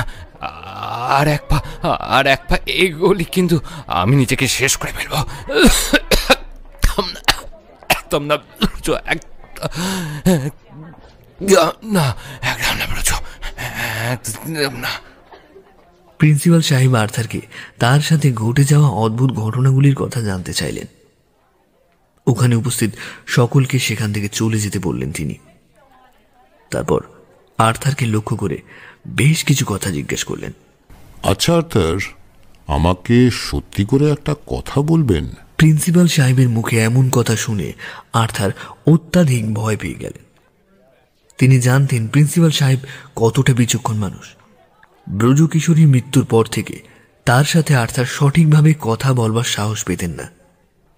তিনি বারংবার প্রশ্নচিহ্ন নিয়ে আর্থারের দিকে তাকিয়ে থাকতেন। আর্থার নিজেকে কখনোই দোষী সাব্যস্ত করতে চাননি, তাই তিনি সর্বদাই প্রিন্সিপাল সাহেবকে এড়িয়ে এড়িয়ে চলতেন। তবে প্রিন্সিপাল আর্ল্যান্ড এই গোটা ব্যাপারটা আন্দাজ করতে পেরেছিলেন। তিনি আর্থারের কাছে এসে বললেন, আমি জানি তোমার সাথে কি ঘটছে, আমি সবটাই জানি। আমার সাথেও ইদানিং এমন কিছু ঘটনা ঘটেছে যা তোমাকে বলা হয়নি। রাতের বেলা বাড়িতে থাকাকালীন আমি আয়নার সামনে ব্রজকে দেখতে পেয়েছি। আয়নার ভিতর থেকে এসে আমাকে ডাকছিল। সে আমাকে নিজের করুণ অতীতের কথা জানাতে চাইছিল। আমি বারবার তাকে জিজ্ঞাসা করছিলাম, কি হয়েছে তোমার, কি হয়েছে? কিন্তু তার কাছ থেকে কোনো কিছুই জানতে পারছিলাম না। এটাই মনে হচ্ছিল সে যেন আমায় কিছু জানাতে চাইছে। এরকম ঘটনা আমার সাথে একদিন নয়, পরপর 3 দিন ঘটেছে আর্থার। কিন্তু শেষ যেদিন আমি আয়নাতে তার অবয়বটি দেখতে পেয়েছিলাম, সেদিন রাত্রে ব্রজ গায়েব হয়ে যাওয়ার পরে সে তার রক্ত দিয়ে আবার আয়নার উপরে কিছু একটা লিখে রেখে গেছিল। আমি ভূতে বিশ্বাস করি ঠিকই, কিন্তু ভয় পাই না। ব্রজকে আমি নিজের মেয়ের মতো স্নেহ করতাম। তার চলে যাওয়াটা আমার কাছে ততটাই কঠিন হয়ে দাঁড়িয়েছিল যতটা হয়তো তার পিতা প্রতাপাদিত্যের হয়েছিল। সেদিন রাতে আয়নার উপরে সে তোমার নাম লিখে দিয়ে গেছিল, আর্থার। রক্তে রাঙানো সেই নামটা আমার চোখে পড়ার পরেই আমি আন্দাজ করতে পেরে গিয়েছিলাম। আমি তোমার চরিত্র সম্পর্কে পূর্বেই ওয়াকিবহাল ছিলাম, কিন্তু তুমি যে এতটা নিচে নামতে পারবে আমি ভাবিওনি। তোমার সাথে তো তার বিবাহের কথাবার্তা পাকা হয়ে গেছিল, তারপরেও যে তুমি এতটা নিচে নামতে পারো এটা ভাবতেও আমার ঘৃণা বোধ হচ্ছে। আমি চাই তুমি পুলিশের কাছে সারেন্ডার করো। যতদিন না পর্যন্ত তুমি নিজের দোষ সকলের সামনে স্বীকার করছো, ততদিন জেনে রেখো ওর আত্মা তোমাকে শান্তিতে বেঁচে থাকতে দেবে না।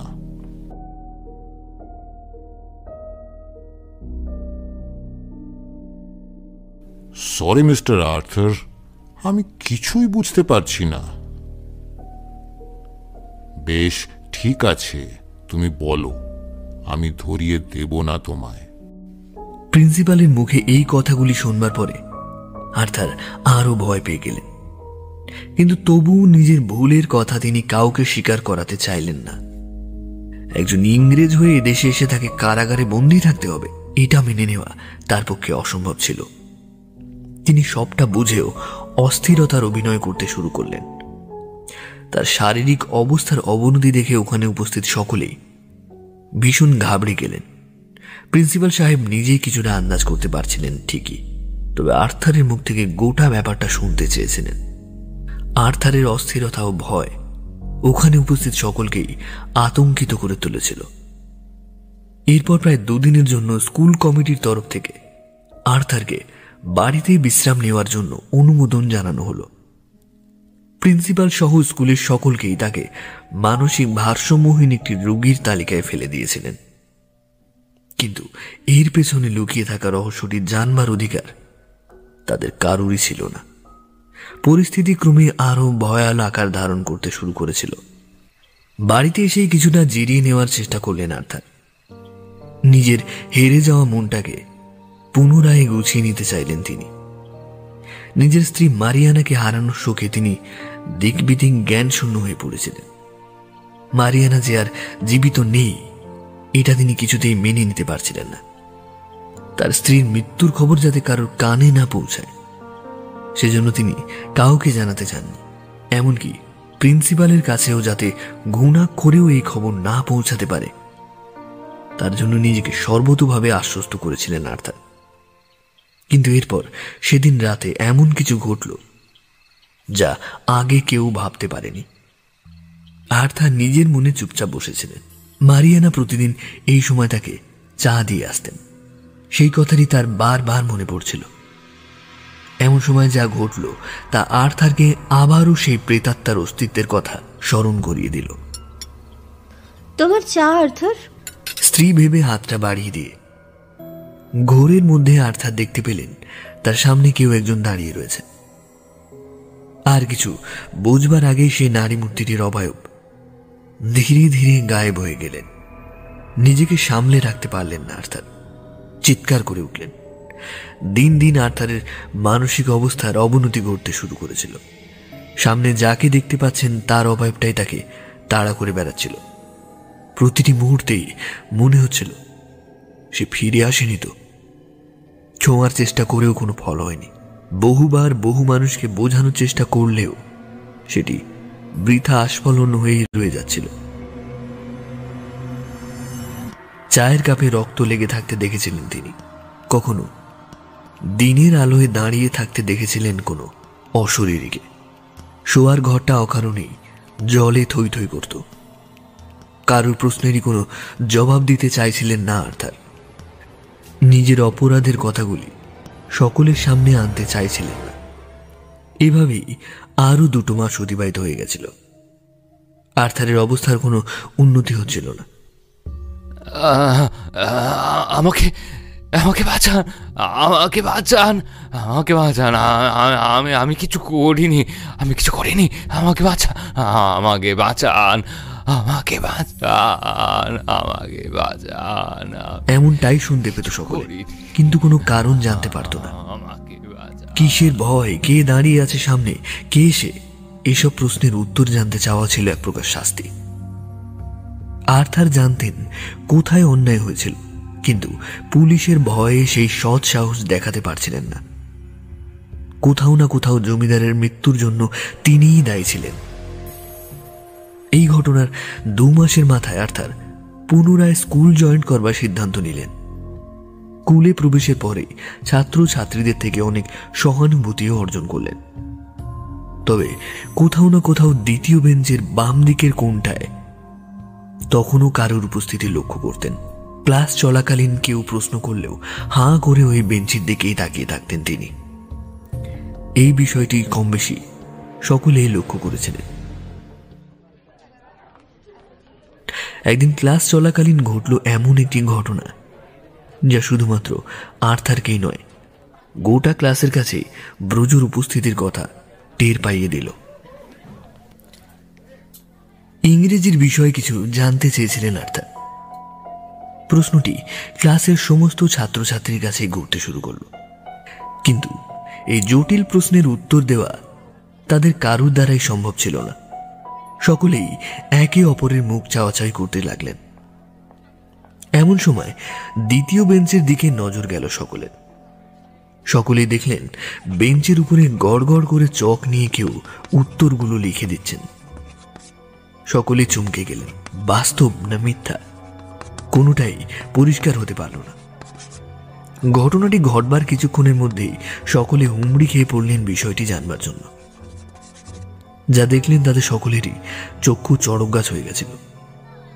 উত্তরের পাশাপাশি লেখা ছিল আরো একটি কথা, আমার খুনিকে তোমরা যতই প্রশ্রয় দাও না কেন, তাকে আমার হাতেই শেষ হতে হবে। সে যেভাবে আমাকে শেষ করেছিল, আমিও তাকে সেভাবেই শেষ করব। চকের লেখাগুলির সাথে ব্রজুর হাতের লেখার এক তির্যক মিল খুঁজে পেলেন সকলে। সকলে ভয়ে চিৎকার করতে করতে ক্লাস থেকে বেরিয়ে গেলেন। চেয়ারে বসে কাঁপতে থাকলেন আর্থার। এটা কি করে সম্ভব? মৃত মানুষ কি কোনোদিনও ফিরে আসতে পারে নাকি?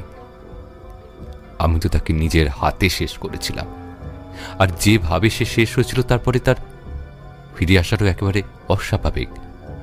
গঙ্গার তলায় তলিয়ে গিয়েছিল সে। এমনকি পুলিশও কোনোভাবে তার অস্তিত্ব খুঁজে পায়নি।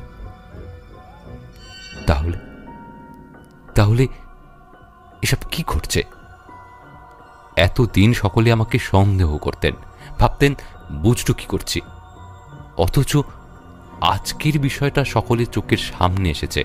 তারা দেখেছেন বিষয়টা, অনুভবও করেছেন। এবার আমাকে সকলে বিশ্বাসও করবেন। লেখাগুলোকে মিটিয়ে দেওয়ার জন্য এগিয়ে এলেন আর্থার। ডাস্টারের সাহায্যে ঘষে ঘষে তুলতে লাগলেন, কিন্তু যতবারই উনি মোছার চেষ্টা করছিলেন ততবারই সেগুলি পুনরায় প্রকট হয়ে উঠেছিল। বারবার এমন হওয়ার পরে আর্থার আর নিজের ধৈর্য রাখতে পারলেন না। তিনি রাগের বশে টেবিলটাকে ছুঁড়ে ফেলে দিলেন। তারপর মনে করলেন সবকিছু স্বাভাবিক হয়ে যাবে। ছাত্রেরা বাইরে দাঁড়িয়ে সবটা প্রত্যক্ষ করতে লাগলেন।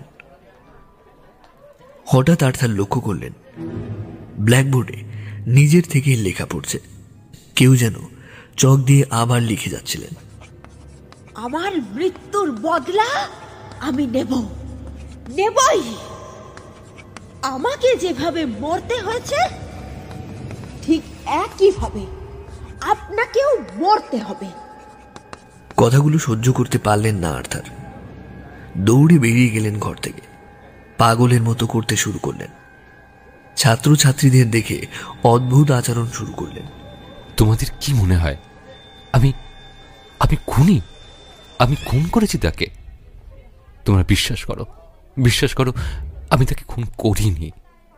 আমি তাকে ভালোবাসতাম, কিন্তু কিন্তু সেদিন আমি নিজেকে ধরে রাখতে পারিনি। জানি না কি হয়েছিল আমার। আমি ভাবিনি যে এমনটা সে করবে, সে আমাকে ছেড়ে চলে যাবে। আমি ভাবিনি, আমি কিছুতেই ভাবিনি এমনটা হতে পারে। কথাগুলো শেষ করেই প্রাণপণে দৌড়তে থাকলেন আর্থার। অনতি দূরেই প্রিন্সিপালের ঘরের কাছে এসে উপস্থিত হলেন। স্যার, স্যার, বিশ্বাস করুন, বিশ্বাস করুন, আমি কিছু করিনি। আমি আর পারছি না স্যার, সব জায়গায় এসে উপস্থিত হচ্ছে। আমি খুন করিনি স্যার, বিশ্বাস করুন, আমি খুন করিনি। আমি ভুল করেছি মানছি, কিন্তু এতে আমার অপরাধ কোথায় স্যার? কিছুই তো করিনি আমি, শুধু তাকে স্পর্শ করেছিলাম মাত্র। সে তো আমার হবু স্ত্রী ছিল না, কি বলুন?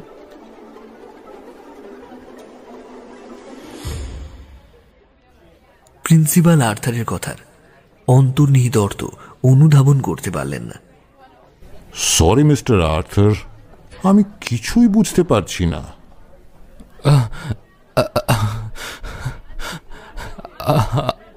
আমি সব বলছি স্যার, কিন্তু কথা দিন স্যার, আপনি আমাকে পুলিশের কাছে ধরিয়ে দেবেন না। বেশ, ঠিক আছে, তুমি বলো, আমি ধরিয়ে দেব না তোমায়। আমাকে বাঁচান স্যার, প্লিজ স্যার, প্লিজ আমাকে বাঁচান sir, please you save me sir, please you save me. আর্থারের কথাগুলি শুনে প্রিন্সিপাল প্রশ্ন করলেন, আমি জানতাম সে এমনটাই করবে। সেদিন আমি যখন ওই আয়নায় তাকে দেখেছিলাম, সেদিনই আমি বুঝতে পেরেছিলাম সে তার নিজের বদলা নিতেই ফেরত এসেছে। ব্রজকিশোরী যে আর জীবিত নেই সেটা আমি অনেক আগেই বুঝতে পেরেছিলাম। তবে এই সব কিছুর পেছনে যে আপনার হাত থাকতে পারে সেটা আন্দাজ করেছিলাম মাত্র। কিন্তু আপনার কাছ থেকে এই কথাগুলো শুনে আজ সত্যি সত্যি মনে হচ্ছে আপনি বিরাট বড় ভুল করে ফেলেছেন। মানুষের সাথে লড়াই করা সম্ভব আর্থার, কিন্তু প্রেতাত্মার সাথে নয়। সে তার প্রতিশোধ নিয়েই যাবে। আজ নয়তো কাল তোমাকেও শেষ হতে হবে। তুমি যেভাবে এক নিরীহকে শেষ করেছিলে, সেও ঠিক সেইভাবেই তোমাকে শেষ করবে। এটাই পৃথিবীর দস্তুর। আর্থারের কাছে গোটা ব্যাপারটা পরিষ্কার হয়ে যাচ্ছিল। তিনি যে মস্ত বড় ভুল করে ফেলেছেন সেটি বারে বারে প্রমাণিত সত্য হয়ে তার সামনে ফুটে উঠছিল। তিনি প্রিন্সিপাল সাহেবকে জানালেন, সেদিন লাইব্রেরিতে আপনার বেশ ধরে সে আমার সামনে এসে দাঁড়িয়েছিল। যে বইটি নিয়ে সে পড়াশোনা করত এবং যেটি সব সময় তার কাছে থাকত, সেদিন আমি নষ্ট করে ফেলার জন্য সেটি লাইব্রেরিতে গিয়েছিলাম।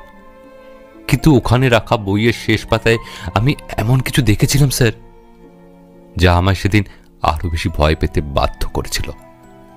তারপরেই আমি সেই বইটা আগুনে পুড়িয়ে দিতে গিয়েছিলাম। শেষ অবধি বইটা পুড়িয়েও দিয়েছিলাম। তবে আবার আপনার বেশ ধরে সে আমাকে একদিন ওই বইগুলো দিয়ে বলেছিল যে আমি ওই বইগুলো খুঁজছি কিনা। তারপরে আমি যা দেখলাম, আমার সামনে একটা কঙ্কাল দাঁড়িয়ে রয়েছে। এরপরে আমার আর কিছু মনে নেই স্যার, আমি জ্ঞান হারিয়ে ফেলেছিলাম। তবে আমি আপনাকে আজ এক বর্ণ মিথ্যে বলিনি। আপনি অন্তত আমাকে বিশ্বাস করুন স্যার, আর আমাকে এসবের থেকে দয়া করে বাঁচান। আমি জানি আমি ভুল করেছি, কিন্তু সবটাই অজান্তে আর ভয়ের থেকে করেছিলাম। সে তার প্রতিশোধ দিতে ফিরে এসেছে স্যার, সে আমাকে মেরে ফেলতে চাইছে। আমি মরতে চাই না স্যার, আমি মরতে চাই না। আমি কথা দিচ্ছি আমার স্ত্রীকে নিয়ে এখান থেকে ইংল্যান্ডে চলে যাব, আর কোনোদিন ফিরবো না। আপনি বাঁচান আমাকে স্যার, দয়া করে বাঁচান। প্রিন্সিপাল কথাগুলি শুনে বললেন, বেশ, আমি আপনার সব কথাই শুনলাম আর্থার, কিন্তু সত্যি আপনি অনেক বড় অন্যায় করে ফেলেছেন। একজন মানুষের শরীরটাই কেবল ভালোবাসার বস্তু হয় না, তার মনটাকেও ভালোবাসতে হয়।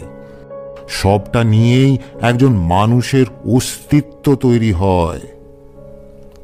আজকে যদি আপনার স্ত্রীকে আপনি অন্য কারুর হয়ে যেতে দেখেন, তাহলে আপনারও ততটাই খারাপ লাগবে। উনি তো আপনাকে ওনার স্বামী হিসেবে মেনে নিয়েছিলেন, আর কিছুদিনের মধ্যেই আপনারা চিরতরে একও হয়ে যেতেন। তাহলে কেন এত বড় একটা কাজ করেছিলেন? মেয়েটিকে মরে যেতে দেখেও আপনি সেদিন তাকে বাঁচাতে যাননি, তাকে মৃত্যুর দিকে ঠেলে দিয়েছিলেন। এখন সে ফিরে এসেছে তার মৃত্যুর হিসেব নেওয়ার জন্য। আমি জানি না কি হবে, তবে এটুকু কথা দিতে পারি, এই রহস্য আপনার আর আমার মধ্যেই থাকবে, কোনোদিন পাঁচকান হবে না। নিশ্চিন্তে থাকুন, ভয় মুক্ত থাকুন। আপনাকে এক ফাদারের কাছে দেখা করতে নিয়ে যাব। তিনি খুব নামী, বহুদিন ধরে আমি তার সেবায় নিয়োজিত রয়েছি। উনি এর থেকে বেরোনোর একটা না একটা উপায় ঠিকই বার করে দেবেন। সকলের সামনে এমন আচরণ করাটা বন্ধ করুন, না হলে সকলেই আরো বেশি করে আপনাকে সন্দেহ করতে শুরু করবে। কিন্তু আজকে যা ঘটেছে স্যার, তার জন্য আমি কোনোভাবেই দায়ী ছিলাম না। আমি তো সাধারণ একটা প্রশ্ন করেছিলাম মাত্র, কিন্তু হঠাৎ করে এমন সব আজগুবি ঘটনা ঘটতে শুরু করে দিল যার কোনো অর্থই নেই। সে সকলের সামনে ইচ্ছে করেই আমাকে দিয়ে সব সত্যিটুকু বলাতে চাইছিল স্যার। আমি নিজেকে সামলে রাখতে পারছি না। সে চাইছে আমি আমার সমস্ত দোষ স্বীকার করিনি, না হলে আত্মহত্যা করি। কারণ এই দুটো পথ ছাড়া আমার কাছে আর কোনো পথ খোলা নেই স্যার, আর কোনো পথ খোলা নেই। আপনি শান্ত হন আর্থার, আজকে বাড়িতে যান, কালকে স্কুলে ক্লাস নেওয়ার পরে আমার সাথে এসে দেখা করবেন। আমি আপনাকে ফাদারের কাছে নিয়ে যাব, আর একটা দিন কোনো রকমে কষ্ট করুন। আর শুনুন, খুব সাবধানে থাকবেন। আপনি এসবে কোনোদিনই সেভাবে বিশ্বাস করতেন না, কিন্তু আমি এগুলির অস্তিত্বকে মনে প্রাণে বিশ্বাস করি। এরা মৃত্যুর পরে আরো শক্তিশালী হয়ে ওঠে। এরা পারে না এমন কোনো কাজ নেই। Be careful. কিছু ভুলের কোনো প্রায়শ্চিত্ত হয় না। পরদিন সকালে স্কুলের গণ্ডি পেরোনোর পরেই আর্থারের মনে হলো কেউ তাকে লক্ষ্য করছে, খুব কাছেই আছে, তাকে শেষ করে দেওয়ার নেশায় মেতে উঠেছে। নিজের মনে একা বিড় করতে করতে লাইব্রেরির দিকে অগ্রসর হতে লাগলেন আর্থার। স্যার, ভালোই হয়েছে আপনার সাথে দেখা হয়ে গেল। আজকে আপনি আমাদেরকে ওই এসিটা পড়াবেন বলেছিলেন, যদি সম্ভব হয় একটু বইটা নিয়ে আসবেন। আসলে আমরা আজকে বইটা আনতে ভুলে গেছি। ছাত্রের কথা শুনে আর্থারের মনে এক অন্য ধারণা জন্ম নিল। তবুও নিজের ভুলকে রক্ষা করবার জন্য একরাশ মিথ্যা ভঙ্গি সাজিয়ে মানুষের সামনে আত্মপ্রকাশের অভ্যাসটা তিনি বেশ ভালো করেই আয়ত্ত করে ফেলেছিলেন। হ্যাঁ, তোমরা ক্লাসে যাও, আমি ওই বইটার জন্যই লাইব্রেরির দিকে যাচ্ছিলাম। ভালোই হয়েছে, তোমাদের সকলের সাথেই আমার দেখা হয়ে গেল। ছাত্রের দলটা ক্লাসের দিকে এগিয়ে যেতেই হঠাৎ মনে এক নতুন চিন্তা উঁকি দিল তার। আমাকে আজকে যত তাড়াতাড়ি সম্ভব প্রিন্সিপাল স্যারের সাথে দেখা করতেই হবে, আর হাতের কাজগুলো গুছিয়ে নিতে হবে তাড়াতাড়ি। লাইব্রেরির দিকে এগোতেই কেউ যেন হাওয়ার গতির চেয়েও দ্রুত এসে কানের কাছে বলে গেল, আজই শেষ দিন, অন্তিম দিনটা উপভোগের জন্য তৈরি তো আপনি? কথাটি শোনা মাত্রই শিরায় হিমশীতল রক্তের স্রোত বয়ে গেল আর্থারের। না না, এই সবটাই আমার মনের ভুল, আমার মনের ভুল। বইয়ের র্যাকের দিকে এগিয়ে গেলেন আর্থার। নিজের প্রয়োজনের বইটা খুঁজতে শুরু করলেন। তৎক্ষণাৎ গোটা লাইব্রেরি জুড়ে এক ভয়ঙ্কর তাণ্ডব শুরু হলো। বইয়ের র্যাকগুলি দুমদুম শব্দ করে মাটিতে উল্টে পড়ে যেতে শুরু করলো। কিছু আবার তাকে লক্ষ্য করেও এগিয়ে আসতে থাকলো। নিজেকে রক্ষা করবার কৌশল জানা থাকলেও পালাবার কোনো উপায় নজরে পড়ল না। সারি সারি বই নিজের গতিবিধি মেনেই হাওয়ার গতির সাথে পিছু নিল আর্থারের। কিছু তার গায়ে, মাথায়, এমনকি পায়ের উপরে সজোরে আঘাত করতে শুরু করলো। চেনা লাইব্রেরিটা এক নিমেষে অচেনা হয়ে ধরা দিতে থাকলো তার সামনে। চোখ পড়তেই তিনি দেখলেন সব বই বদলে গেছে। রাশি রাশি বইয়ের মধ্যে শুধু ব্রজুর হাতে থাকা পছন্দের বইটাই নজরে পড়ছিল। একে সব বই পরিবর্তন হয়ে গেল কি করে? সব জায়গায় আমি ব্রজুর বইটা দেখতে পাচ্ছি কেন? এটা কি করে সম্ভব?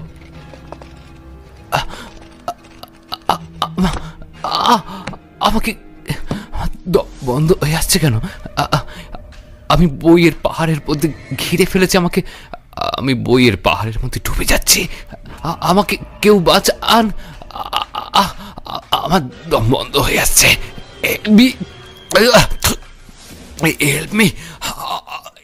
একের পর এক বইয়ের পাতাগুলি কেউ ছিঁড়তে শুরু করলো। কেউ যেন পাতাগুলিকে সঙ্গে করে নিয়ে এগিয়ে আসতে থাকে তার দিকে। নিজেকে সেই শক্তির হাত থেকে রক্ষা করবার শত চেষ্টা করেও পারলেন না আর্থার। কেউ মুখটা হাঁ করে জোর করে পাতাগুলিকে তার মুখের ভেতরে ভরে দিতে শুরু করলেন। অট্ট হাসিতে ফেটে পড়ল চারিদিক। মুখের ভিতরে বইয়ের পাতাগুলিকে জোর করে ঢুকিয়ে দিতে থাকলেন কেউ। দম বন্ধ হয়ে আসতে লাগলো, আর মনে পড়তে লাগলো নিজের পাপ কর্মের কথা। কিভাবে শেষ হতে হয়েছিল ব্রজকে? হয়তো দম বন্ধ হয়ে গেছিল তার। হাত জোর করে ক্ষমা চাওয়ার পরেও সেদিন কেউ বাঁচাতে আসলো না তাকে। এইভাবেই পড়ে রইল তার দেহটা।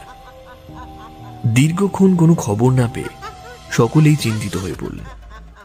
ছাত্রদের কথায় প্রিন্সিপাল সহ সকলেই লাইব্রেরিতে এসে উপস্থিত হলেন। আর্থারকে ওই অবস্থায় দেখে সকলেই সেদিন অবাক হয়ে গেছিল। অবাক হয়নি শুধু প্রিন্সিপাল সাহেব। আর্থারের মুখটা হাঁ অবস্থায় পড়েছিল। মুখের মধ্যে ঢোকানো ছিল রাশি রাশি বইয়ের পাতা। কেউ যেন কয়েকশো পাতা তার মুখের মধ্যে ঢুকিয়ে দিয়েছিল। চোখ দুটো স্থির হয়ে তাকিয়েছিল লাইব্রেরির সিলিং এর দিকে। কারোর কাছে এমন মৃত্যুর কোনো কারণ জানা ছিল না। এমন ভয়ঙ্কর মৃত্যুর পিছনে কোন রহস্য লুকিয়ে থাকতে পারে, সেই বিষয়টি ইংরেজ সরকারের কাছেও কোনো দিন পরিষ্কার হতে পারেনি। সকলেই ভেবেছিলেন মানসিক ভারসাম্য হারিয়েই আর্থার এইভাবেই মারা গেছিল। নিজের মনের মধ্যে অযাচিত ভয়কে বাসা বাঁধতে দিয়েছিলেন বলেই এই পরিণতির শিকার হতে হয়েছিল। কিছু কিছু ধারণা বিশ্বের কাছে এমন অমূলক হয়েই রয়ে যায়, যার কোনো কারণ থাকে না। কিন্তু আমার পাঠকেরা নিশ্চয়ই এই ভয়ঙ্কর পরিণতির বিষয়গুলি নিয়ে কিছুটা হলেও অবগত হতে পেরেছেন। তাই আসল কারণটি অনুবোধনের দায়িত্ব না হয় আপনাদের উপরেই বর্তালাম। আমরা সর্বদাই মানুষের বাহ্যিক সৌন্দর্যেরই গুরুত্ব দিয়ে থাকি, কখনো কোনো মানুষের অন্তরটিকে খুঁটিয়ে দেখবার চেষ্টাও করি না। অথচ আসল সৌন্দর্য কিন্তু মানুষের অন্তরেই লুকিয়ে থাকে, যা আমরা আমাদের মনের চোখ দিয়ে দেখবার কৌশল কোনোদিনই কার্যকরী করি না। মুখে অনেক বিজ্ঞের বাণী বর্ষণ করলেও নিজেরাই লোভ সম্বরণ করতে পারি না। আর ঠিক এখান থেকেই আমাদের পতনের দিন শুরু হয়। আমরা নিজেদের চোখেই নিজেরাই নেমে যাই। তা সত্ত্বেও নিজের দৈহিক চাহিদাকে চরিতার্থ করবার জন্যই ছুটে যাই ওই বাহ্যিক সৌন্দর্যের রস আস্বাদনে। আর পরিণতিতে পাই নিঃসঙ্গতা, একাকিত্ব। সত্যিই কি ভালোবাসা পূর্ণতা পায়? সত্যিই কি নিজের মুখটা আয়নায় দেখতে ইচ্ছে করে? সত্যিই কি ভালোবাসার চোখে নিজের জন্য সম্মান লক্ষিত হয়? না, হয় না। এসবই আমরা জানি, তারপরেও ভুল হয়েই যায়। কথায় বলে সুখের চেয়ে স্বাস্তি ভালো। তাই ভালো লাগার মধ্যে কোনোদিনই ভালোবাসা খুঁজতে যাবেন না। ভালো লাগা ক্ষণিকের দুর্বলতার ঘ্রাণের মতো, কিন্তু প্রকৃত ভালোবাসা পিছু টানের মতো। কথাগুলি স্মরণে রাখবেন।